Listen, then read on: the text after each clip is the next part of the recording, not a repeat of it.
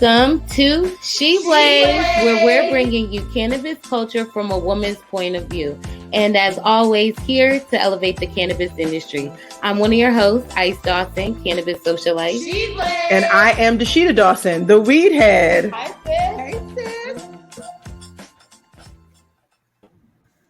Hey, sis. Hey, sis. Hey, sis. On today's episode of She Blaze, a well-known comedian wants $9 million from a dispensary. Biden announces a new drug czar. And we have all the public deets on the federal cannabis bill introduced in the Senate, y'all. All right. Of course, it has been the busiest week ever because of this historic bill. But first, I want to kick things off with the high of the week. And my high of the week is I got some new flower strains, y'all. So I have a wonderful mix of Smarties, cake mix, and white truffle. We're talking about very, very hybridized strains if we're using indica versus sativa, but more so I focus on those terpenes. So limonene and B-Caryophyllene are the two that I love together. Limonene because it's mood enhancing, and B-Caryophyllene because of the anti-inflammation. It has been monsoon season in the dry Arizona, y'all, and that has made it crazy for folks who have inflammatory autoimmune diseases. So I'm excited for these new strains, and yes, that is my high of the week. Okay, I love that high. I've had the Smarties strain before. It's very sweet, y'all. It does taste like candy. It really does, I promise.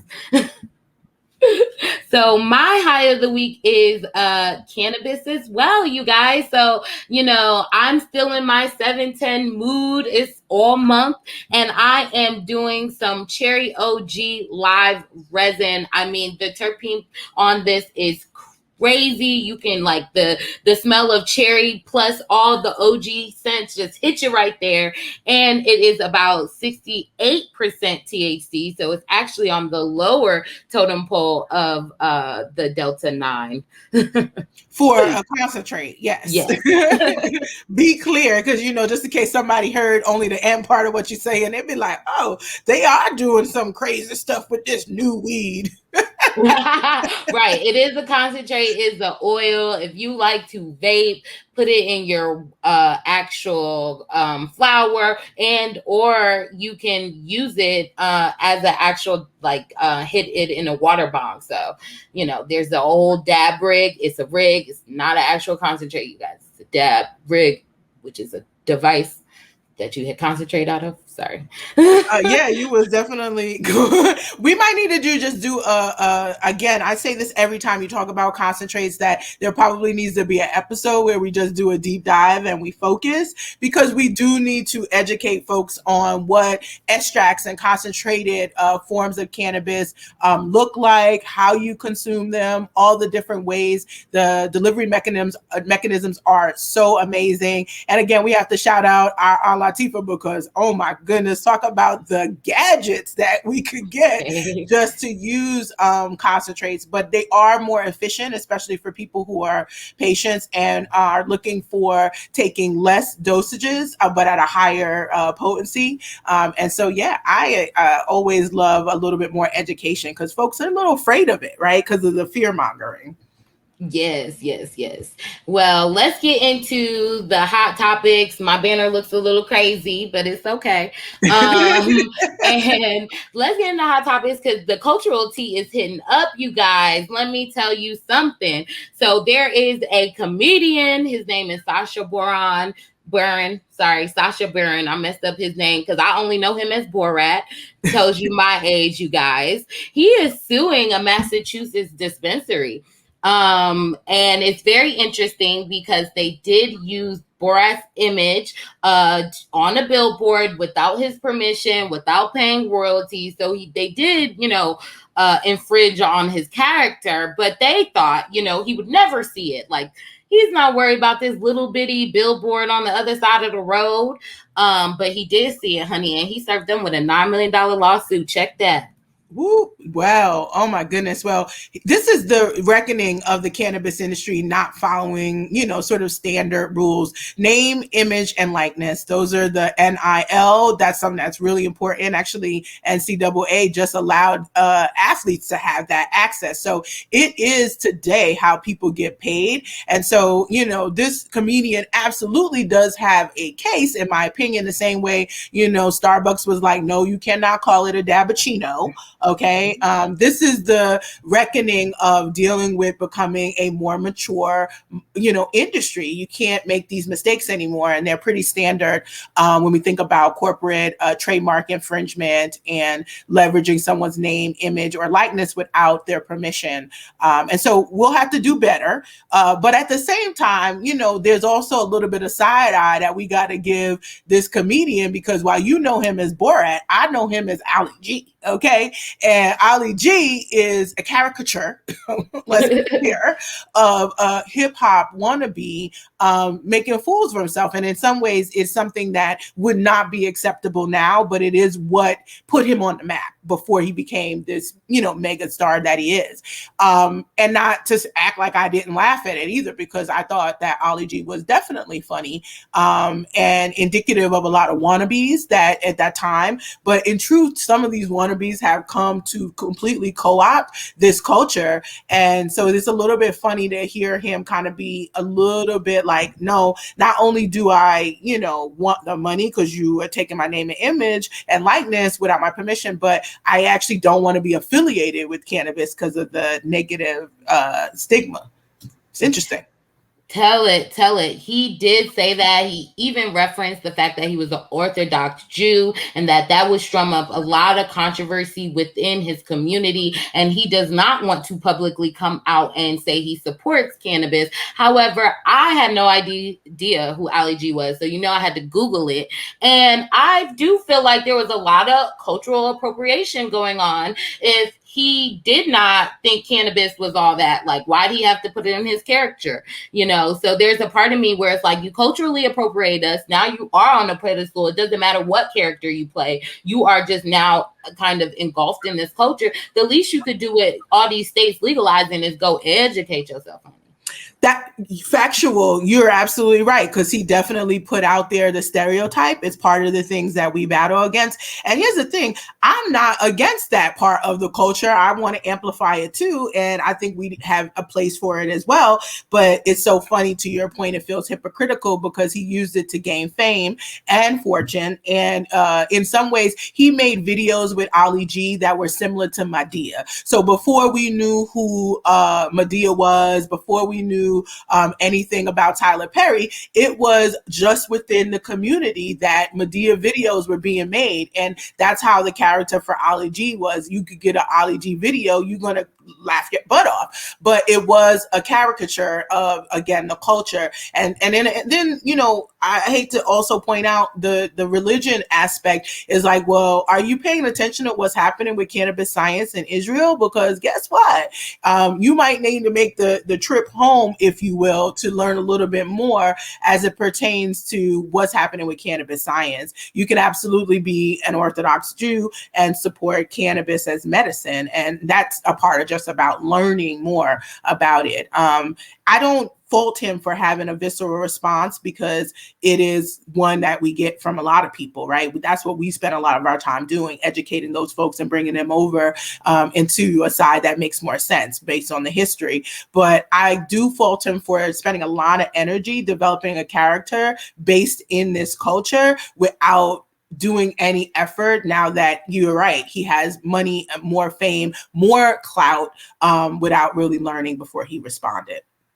Absolutely true, T. And what he really did learn is that he thinks because we have all these high application licensing fees that, and all these states are making tax revenue, that cannabis companies got coined, and a lot of them do not right now. So, that's true, T. So I really wanted to bring that to you guys' attention. So we're going to see more, because they took down the billboard. Like, as soon as it was filed, they took it down. We know this might go nowhere, actually. I mean, $9 million, Massachusetts too. I really do not see how this dispensary can afford that type of lawsuit. My guess is that there may be a settlement. And if he's, initially, like I said, he's going for the jugular because he doesn't see the value in cannabis, as opposed to looking at what opportunities there are for him to use this and turn it around into something else. But this is sometimes what happens when people reach over the age of 40. I've been seeing. I'm putting my own peoples on blast. I do feel like folks start getting into middle age. We got a lot. You earned a lot. We get it. I get it. I know it. I'm living it. But I also understand that we start to forget, like, yeah, you was doing this Ali G character, and you was engulfed in that. And so let's take a step back and recognize what actually has happened, that you call cultural accountability, if you will.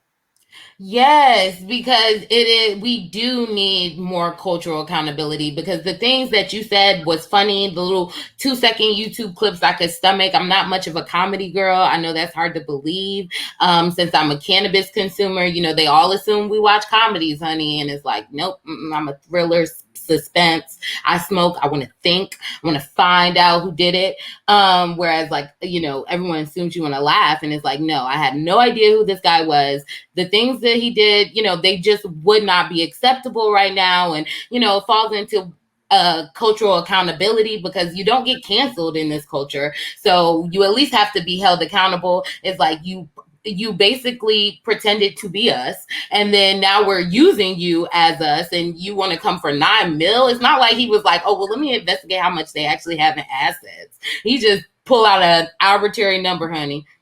Well, I will say good luck to him and his team securing that amount without having it be just in equity. Okay. With that being, goodness. You guys, let's go on to hot topic number 2, because that was real shade, okay? And hot topic number 2, we've speculated a few times about this, but it is official. There is a new nominee for the National Office of Drug, the National Drug Control Policy. And honestly, there's a mixed bag of feelings in the cannabis industry. So I wanted to talk about it. We also talked about, doing public comment. So I want to get into that, you guys. And Joe Biden's White House feels like he's doing so much for us during this drug crisis, this cannabis prohibition. And so he did finally say that he wants to implement Rahul Gupta as the head of the office. And what's very interesting is that this man has a doctor in front of his name. So he's not just an average business guy. He actually is a doctor, and he was the former chair of the West Virginia Medical Cannabis Advisory Board.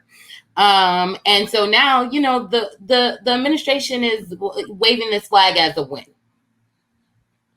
I think we always know that in politics, they're going to signal a lot. It's part of the marketing of the political moves that they're making. I want everybody to hear that again. It's part of the marketing of the political moves that they're making. So what actually is happening in the policy end, what actually happens for the people and constituents, may often be different from what it's advertised as. It's sort of the same way I feel about when you are going to, a supermarket and you don't seen all these commercials about how good something tastes or how well something works, and then you get it home and you was like, it wasn't actually that good. That's the marketing versus the reality. So recognize that they're signaling this to be a positive thing, because that's them marketing this new appointee or suggested appointee as a good move. I don't think it's a bad move. I think we should feel neutral about it. This person doesn't lack all the way cannabis competency. They don't at least have a history like our president of going on the record and essentially calling cannabis a gateway drug. And I think, therefore, I'm a little bit more optimistic, but I'm also very realistic, which is, we're talking about West Virginia is where they're coming from. This isn't necessarily the market we all talking about, right? When we're talking about cannabis. And so, I will anticipate that there's going to be some deficiencies in what Dr. Gupta knows. And not to be confused with Dr. Sanjay Gupta, who knows a hell of a lot about cannabis. That's a CNN correspondent that introduced cannabis to the mainstream. He introduced the young woman or young girl behind Charlotte's Web to us. And so, yeah, I think that's the one thing I would say is that I feel like they're using the name. I've seen a couple of articles out there that just start with the Dr. Gupta part, and it's like, and I don't want to say that they're doing this on purpose, but I feel like it's also running under certain search engine around Dr. Sanjay Gupta too. And it's like, we're not stupid. Like, we do see that this is happening. We've got to do a better job of calling it out and stop accepting just the marketing and not looking behind the curtain at the results. But to your point, this is an office that's accepting comment. And I definitely want to encourage everybody to submit, because if they're going to have a new czar, this person at least is not closed off completely to cannabis. I'm glad you said that, because when I first opened the article, I did think it was the CNN correspondent. And I was like, oh, okay, well, this might not be that hot no more. But it is historical, because there's actually never been a doctor in this main position. So I think it's very interesting, since doctors are the ones that prescribe the drugs. I don't know. So true tea. However, we did say that it came from West Virginia Medical Marijuana Program, and you already said it with it not being the hottest program.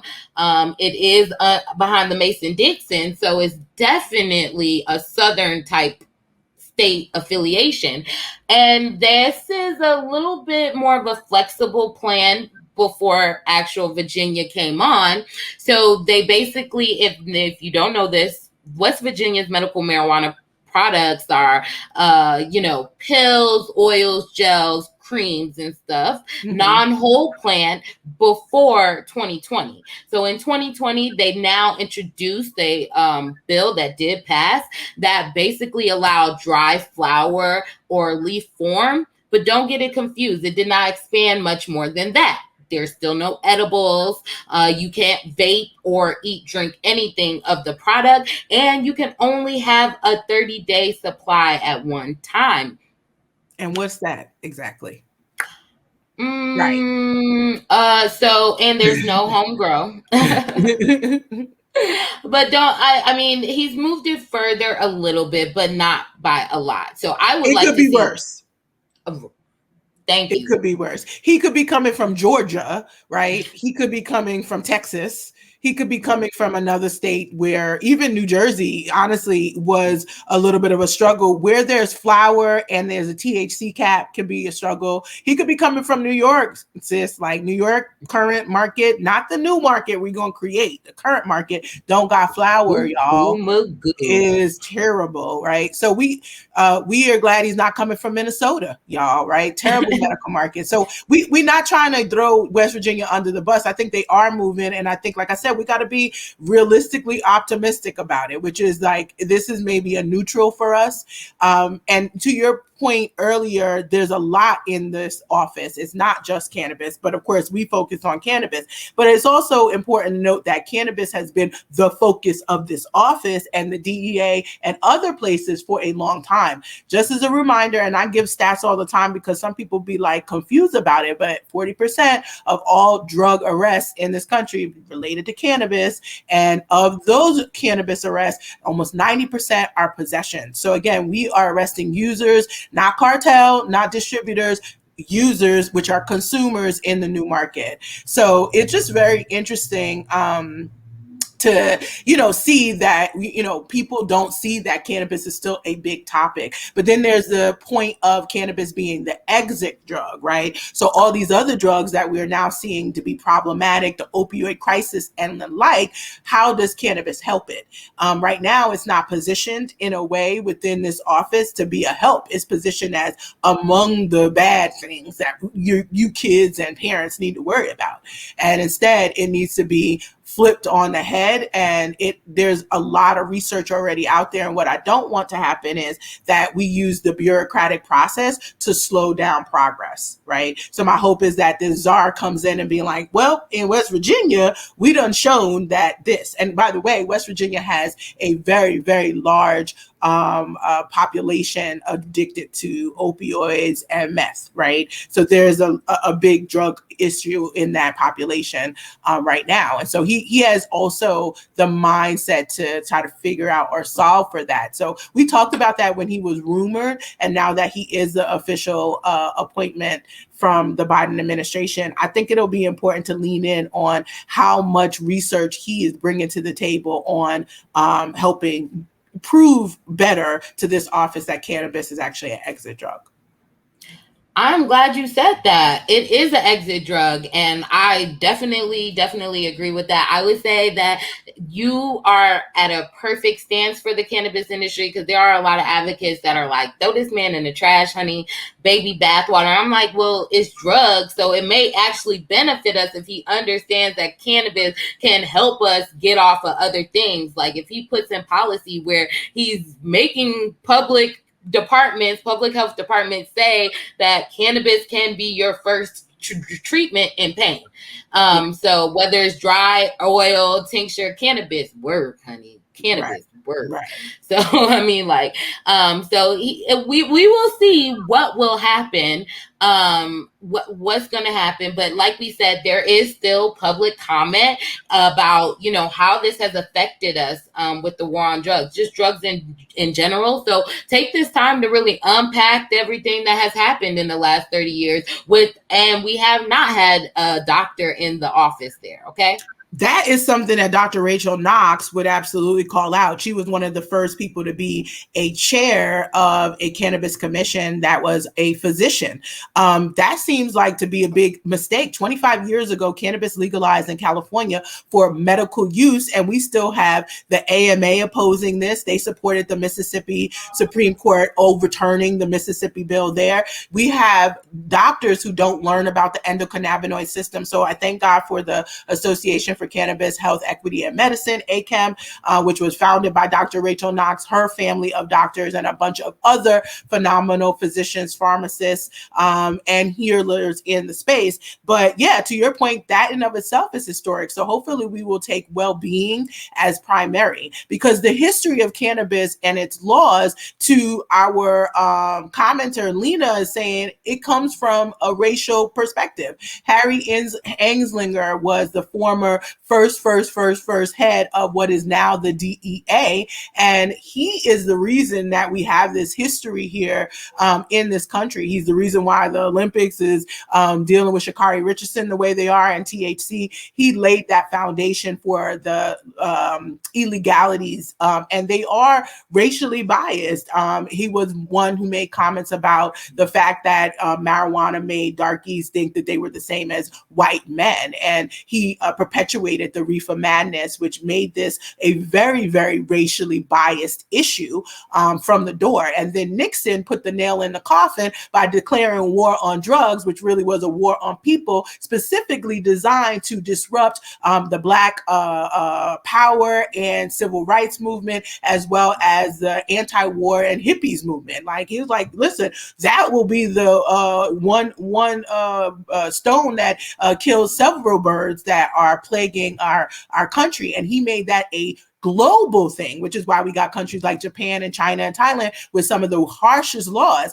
America infected everybody with the belief, and our policies now stem from that belief, and it was all based in non-scientific BS. And so that's part of what we have to undo, and that needs to start with this office. And in some ways, I understand that sense of urgency from advocates who want someone leading this office who gets that. But I would say I'm also okay with someone who doesn't fully get it, but at least is open to it. And then we come through gang, and, that's that Brooklyn coming out talking about the gang with the education. Yeah, listen, that's what we are. Kim is an educational gang. Like, we coming through like, what you said about a cannabis? What? I know that's right. That is hilarious, girl. But you guys, I did drop the ACAM link in there. They actually have like a bunch of things that people can join to listen to just doctors really talk about cannabis. Doctors that get it talk about cannabis. They have a whole channel on what's it called? The audio thing. Now I'm getting a brain fog. Clubhouse. We do a chemistry class in Clubhouse, and there are a lot of announcements coming up. But ACAM is, yes, you're right, it's health professionals, very much doctor-led, but to be honest, a huge inclusion in what we consider traditional, not Western medicine, but traditional, the indigenous medicines, and our ability to heal ourselves, use the earth to heal us, and endocannabinoid, right? And the endocannabinoid system was basically hidden from us for a long time, and largely because of how it was discovered. It was discovered using THC, right? And so as long as THC has been illegal, no one has been able to learn about it. And that is the key to our health and well-being. Okay, because I know a lot of herbalists that be like, cut off the THC. I'm like, what you said? Well, Right. why I gotta cut that off now? Ain't that a herb, honey? That's what they call it. So we can't demonize molecules. We got to stop that. And we also have to recognize that, we've been lied to, and the propaganda worked, and it's been multi-generational. So if you loved your mom or your grandmom and you trust them and they told you this, then it is hard to unlearn those things. And in some ways, that's why I thank God for our mom, because she was very much a proponent of cannabis as medicine. And that gave us, I think, a head start to at least being open in it. It definitely gave you a head start, honey. Trust. Yes, between mommy and Rihanna, it was over.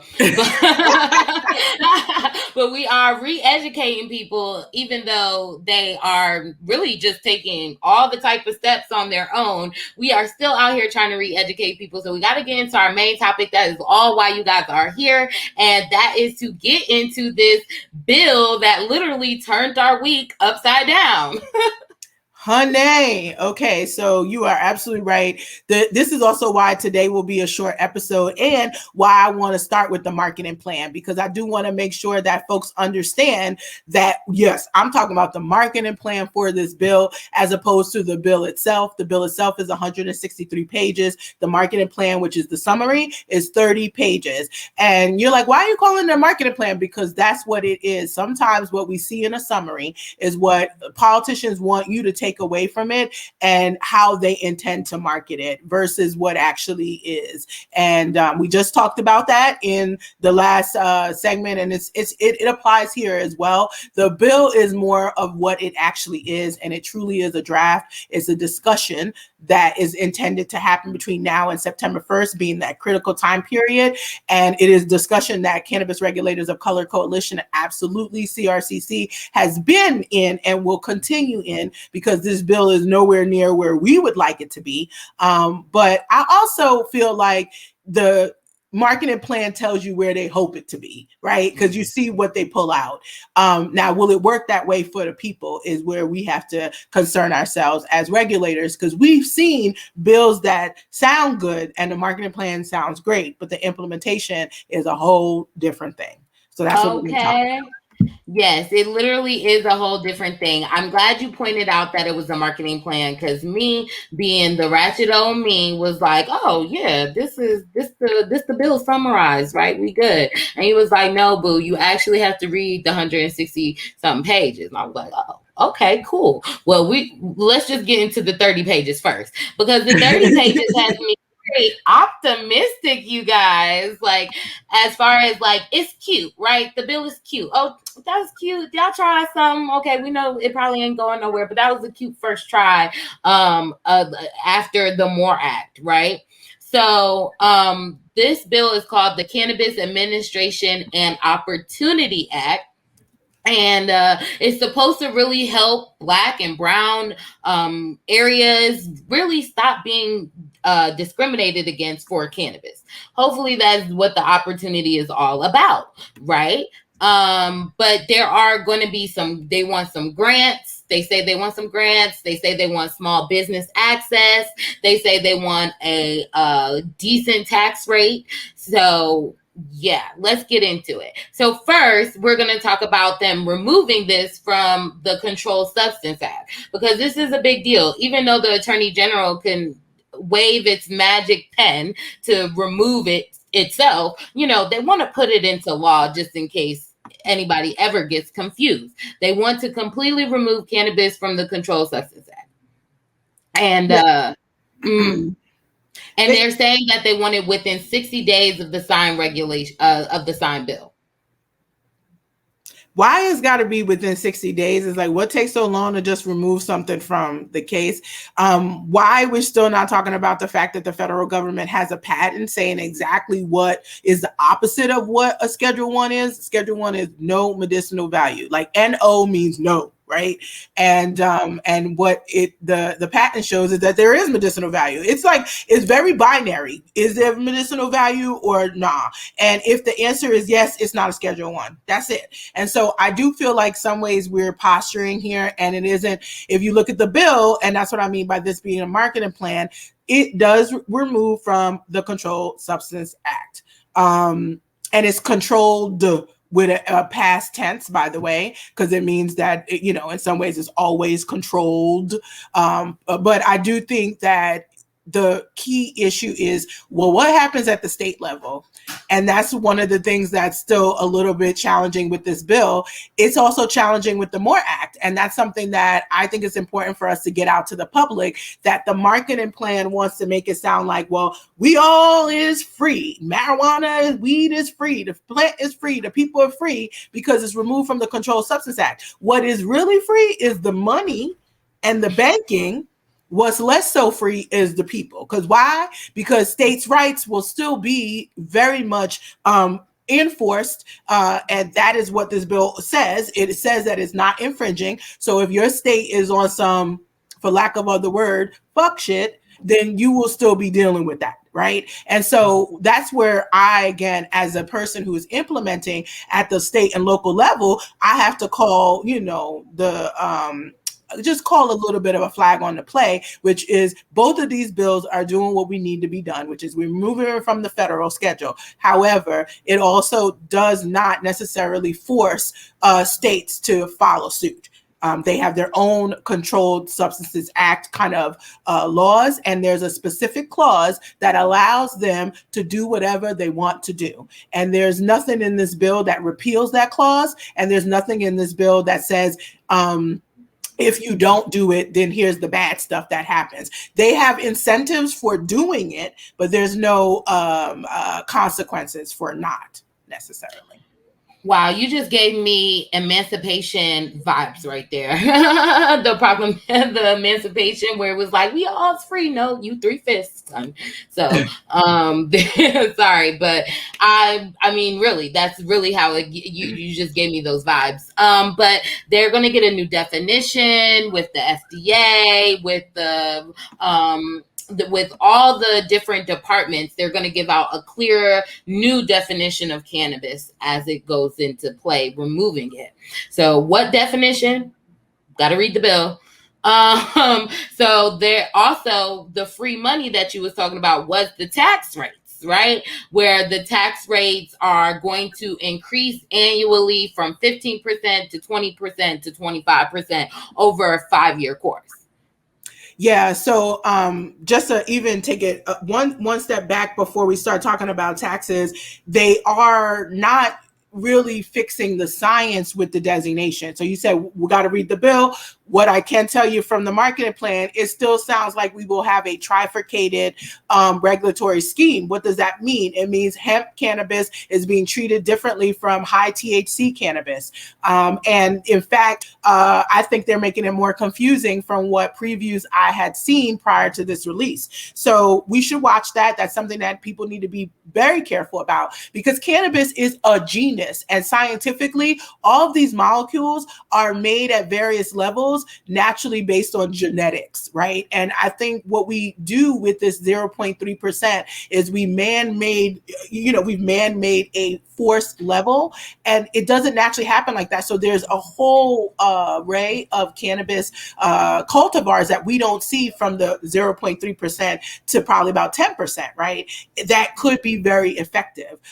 Maybe some states where they have the 1% or 2% is the highest level, but hot hemp is typically destroyed. I don't see this bill changing that. And so what they're designating is still, there's a big difference between hemp and quote unquote marijuana. And I would say, yes, there is, maybe, depending on what you're using your hemp for, and that should be a little bit more clear. If you're doing hemp cannabinoid products, you should still be in the same world with the high THC cannabinoid products. You know what I'm saying?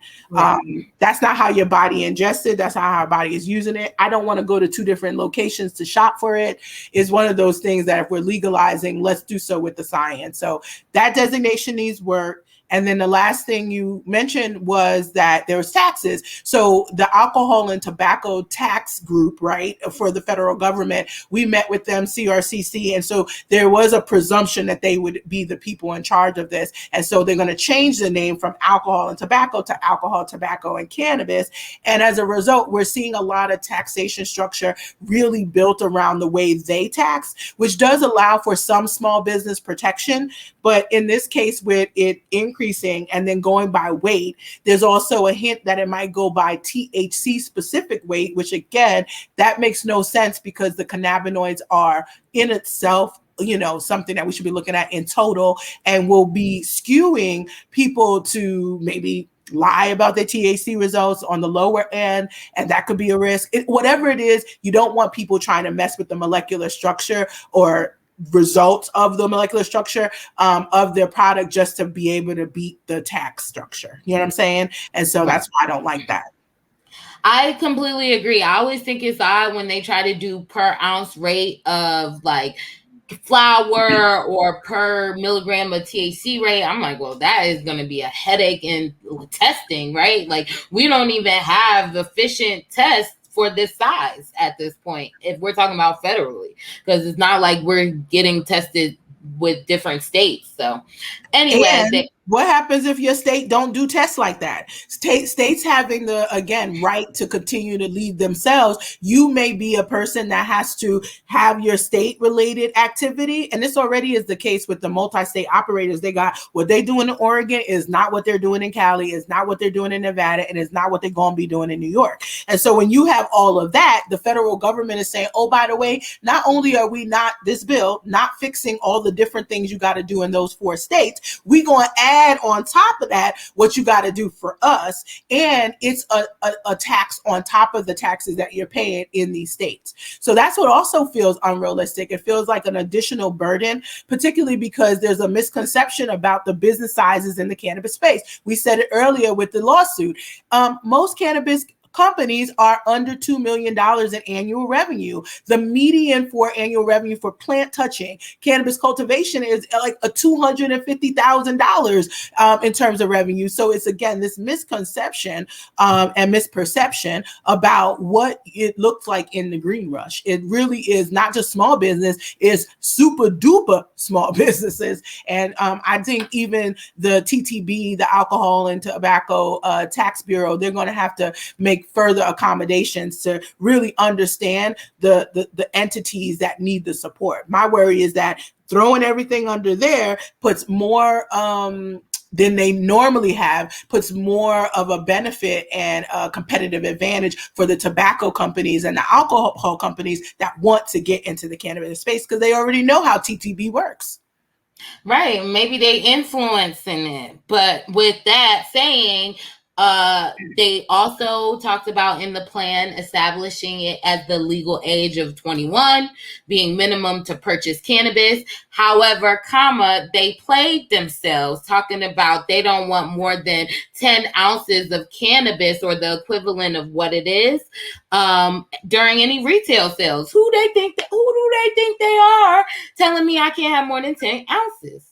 This is the problem with all of the states as well as the federal government is trying to control the amount that you have. I did a tweet about this not too long ago that's the problem with America. When you can buy 5 pounds of sugar, which is the most common size, but I can't have more than 1 ounce of weed in my pocket, we've already lost sight of what health and well-being looks like, for real. And we're so far from it that we're not going to reach it anytime soon. So many people are confused about this, and especially our regulators and our policymakers. And so I'm one of the first people to say we need to throw out the door this idea of what is a lot. And actually, we need to start bringing to sessions what the sizes look like so we can talk about it in real time, not in some what I call reality TV type time, or you done seen a video somewhere. And it's just, again, we people have misperceptions about a lot of money and a lot of weed. Those are the two things. Like people confusing they millions for billions, and you confusing an ounce for pounds. Okay, that's really what we're struggling with in this industry. No, they definitely are confusing the millions for billions, sis. Hello, you better tell them. And they're confusing like all of what I'm like 10 ounces. 10 ounces? Like, what is that doing? I could buy so much liquor. It's not even funny. And the main thing is like we want to stop illegal trafficking. Bro, I'm telling you, I know an illegal alcohol shop that when the liquor store closed, I could go grab me a bottle real quick. Like, you're not going to stop nothing. You're not stopping anything doing that. In fact, you're just it's like, one of those reverse psychology, because it's like you think you're stopping it, but you're really not stopping it. So what are you trying to purposely keep criminalizing it? Saying you're stopping it, not really. That's what we got to look at in this bill. I do not like the hyper criminalization of the new quote unquote unregulated market. It's some BS. It is, again, one of those things where who gets to say what is trafficking? The government does. And why is the government being put in charge of this when the government lacks cannabis competency? Shouldn't I, as the patient, tell you what the hell I'm using? If I'm going to drive from Pennsylvania all the way up through Connecticut, multiple medical states and adult use states, do you know that my safety and to whether or not I'm doing something, a criminal act, changes every state that I go through, even with having the same amount? And I think that's where we have to take it back to. The Association for Cannabis, Health, Equity, and Medicine made a statement about the bill that was about the fact that oftentimes we looking at these bills and we're worried about the tax rate and can people get licenses and all these things, but what about the patients? What about the consumers? And especially recognizing that there are a lot of people, I'm one of them, that can't live without cannabis, and they've been forced to be refugees moving from one state to the next in order to have a certain lifestyle that they deserve. It's a human right. And now we got the government kind of limiting. We all shop at Costco's, Sam's, BJ's. Those brands do well because people shop in bulk. And why would that be any different in the cannabis space? And why? Because I recognize this importance in my lifestyle, do I become automatically associated with being a distributor or quote unquote cartel? We had an article not too long ago that my office received to, just kind of inform ourselves on what's happening in the California market. There was literally a huge bust.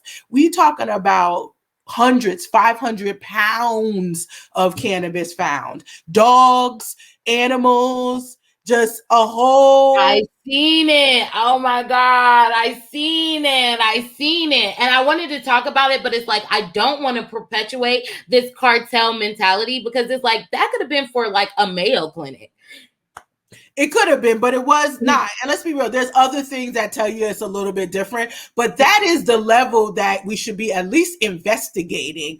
That was beyond any, and we've been in the industry for a while. The size of the grow, it was beyond anything that we have participated in. And we've been part of some of the largest licensed grows in that state. So when I read it, I had no choice but to admit this was excessive. And this feels like a really, really established organization or outfit. Now, granted, that could have easily been somebody who was in the medical market and then got regulated out of the medical market too, right? Listen, I give that too, but I also want to recognize that is a very different thing than 10 ounces, right? Yeah, but you maybe 500 pounds versus 10 ounces. If I could write out the number of the difference in the milligrams of THC, of the amount of yield, all of those things, I wish I could, but that's what I mean. Like, we're treating people at the federal level with this bill with the 10 ounces like they are having a 500-pound situation, and it's a totally different thing. Well, they got to wait for so long for 500 pounds. It's like, yeah, I do want to know more. There wasn't also a lot of information released about them, because I'm like, kind of like, we've seen MSOs that have had illegal grows too, So there is the element of like, spill the tea, y'all.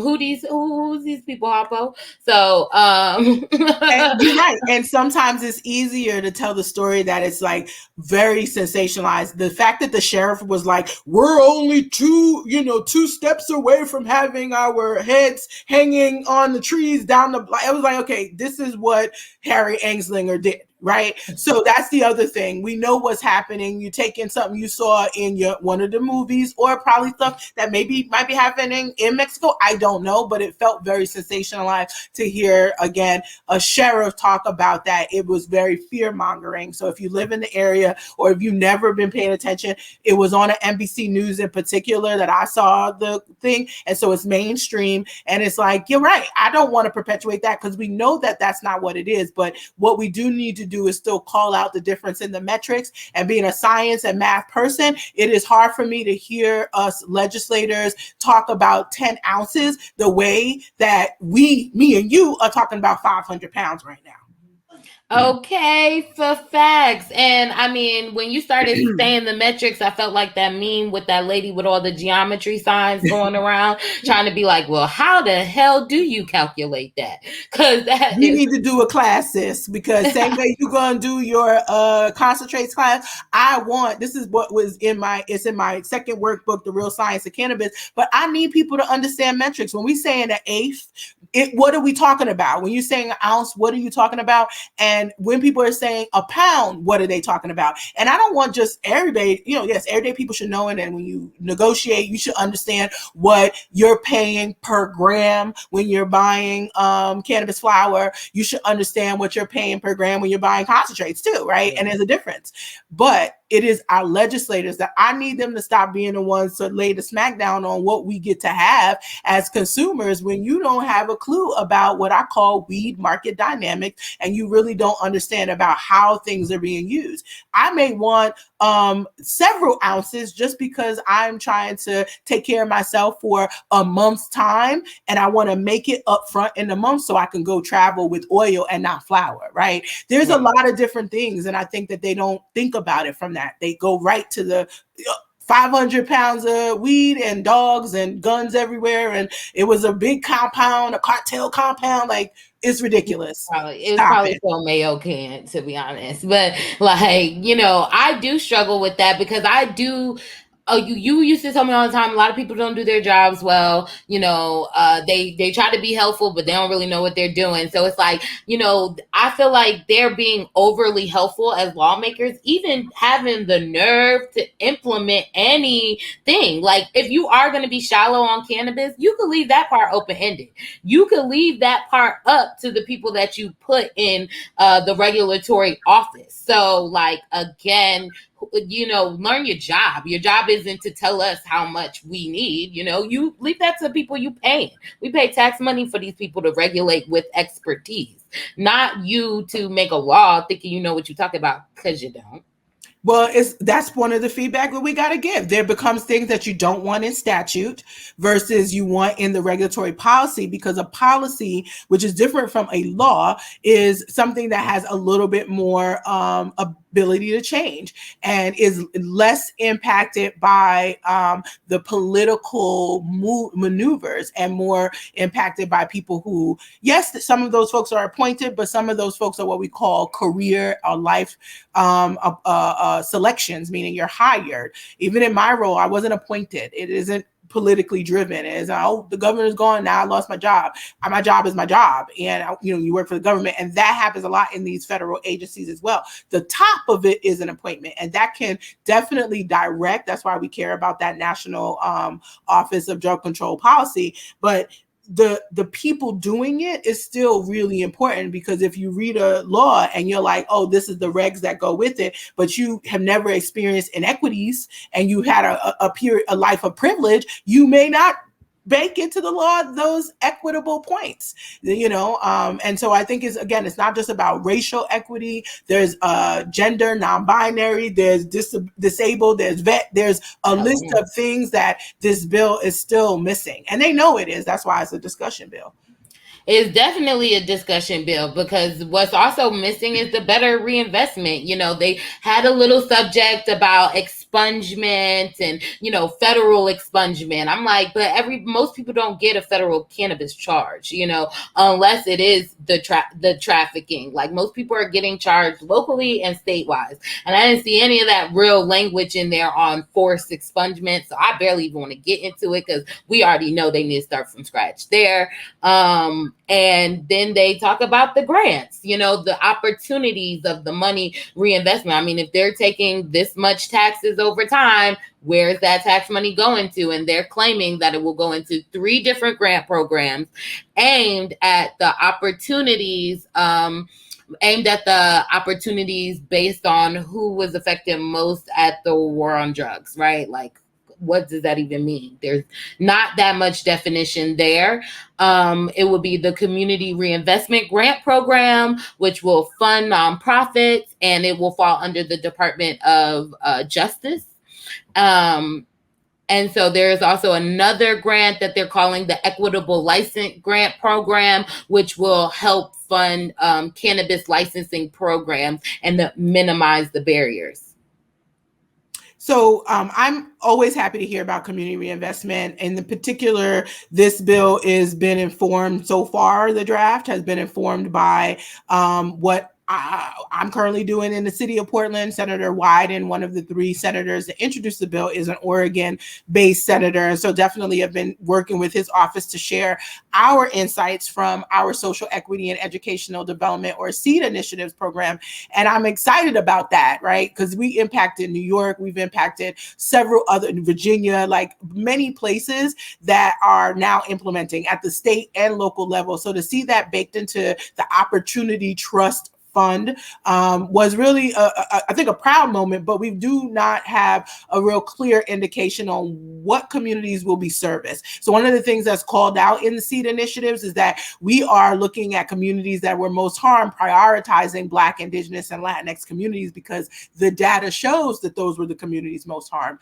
That language is what we call race conscious language, and it has always been challenged and on its constitutionality. And we did a lot of work in Oregon to try to get to the point where we felt like we are being constitutional in the approach. And how we got to it is because there's a compelling government interest to solve this issue, as we are dealing with some of the sickest communities in those populations. But also there's a narrowly tailored need to call out these populations, because we absolutely have seen that we're trying to fix it in other ways with place-based language and the like, and it's not actually happening. And so we have enough proof from 25 years of cannabis being legalized from a medicinal standpoint. We have enough proof from 10 years of adult use. We have enough proof from about 5 years of equity programs being in place that it is not working with place-based or race-neutral language. We're not getting to the communities that actually want to serve. So we've got to do both. That's just what it is. So I was disappointed that that wasn't there, and we'll need to push the envelope on what's inclusion in terms of what gets covered. And then I'm glad that they called out money being used specifically for cannabis companies or, equity designated licenses, because that's something we included in the Oregon House Bill 3112. And even though that didn't pass, that was something that we knew cannabis tax revenue has not been necessarily used for. It absolutely has been used for some of the community reinvestment. Well, but what about the money needed to get into the industry? I think in some ways it's a little bit of a catch-22, because let me just take you on the flow of money right quick. Government charges a lot of money to get into the industry.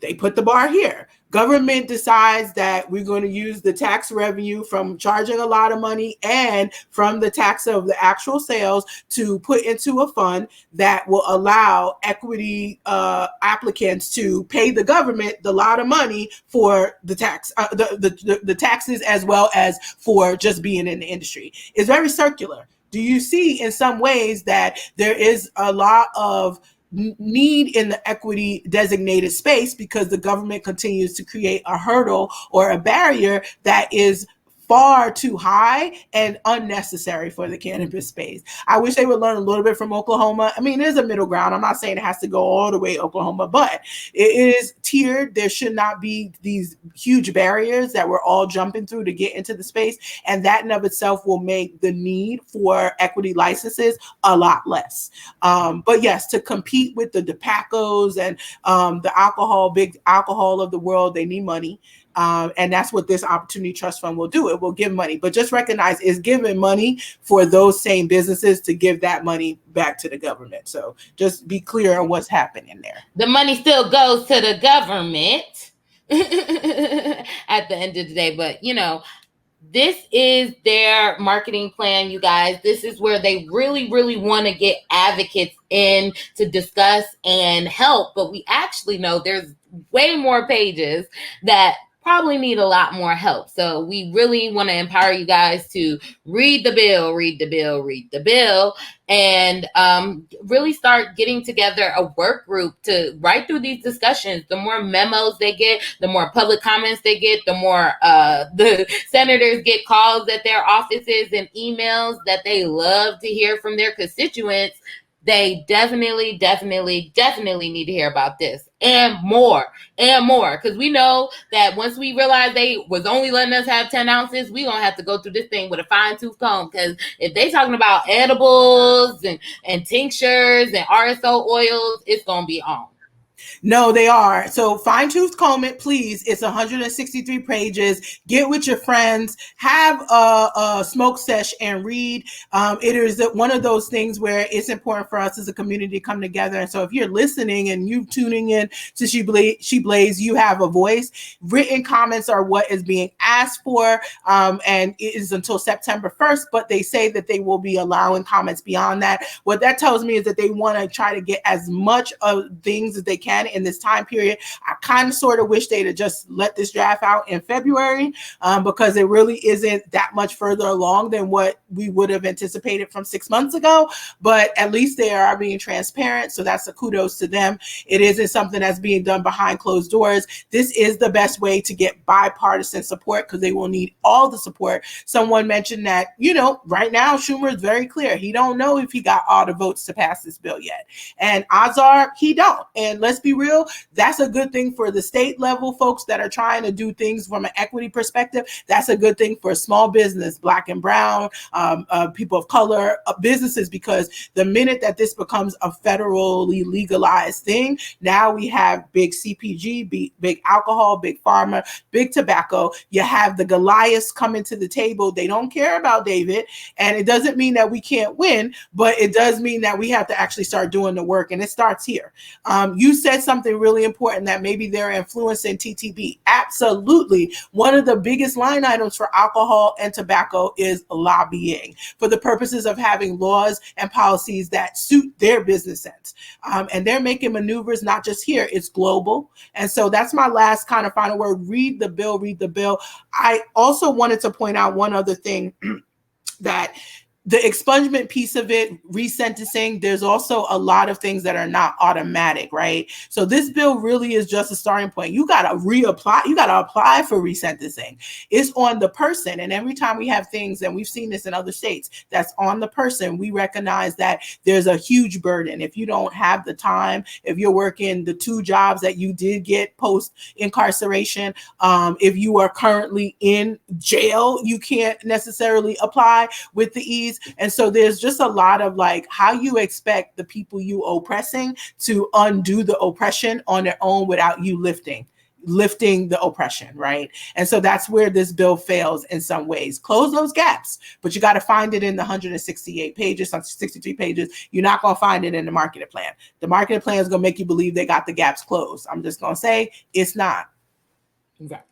Thank you so much. I'm so glad we dropped these jewels. This is just part 1, you guys, because we're going to go get our work groups together to go through. And part 2, y'all, in August, we are really going to break down this bill for you guys. And we want you guys to bring y'all notebooks. Let us know what y'all notes are. And we're going to put our heads together and make sure we really have a comprehensive comment when we go in and talk to these people on email or in person, whatever, however you're doing it.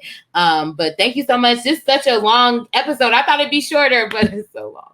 I know it was still long. I had a lot to say, but sometimes, you know what? This is my therapy. I thank you so much, Ice, for being the creator of She Blaze. Because sometimes when you work in government, you struggle with the bureaucracy. I'm not going to bring Brooklyn all the way to some of the things I got to do. But here, it is what it is. I say what I want. I said what I said. And I do want to make sure that we are continuing to be, supportive of people's rights in the way they are governed.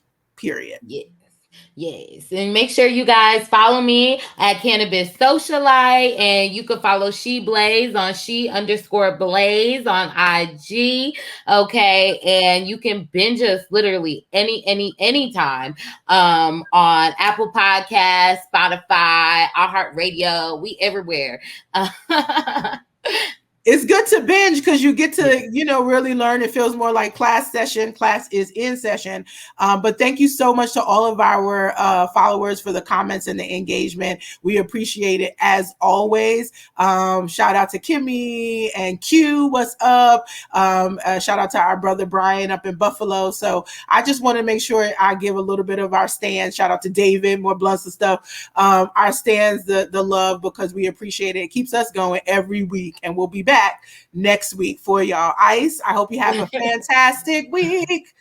You too. Thanks. Bye. Bye.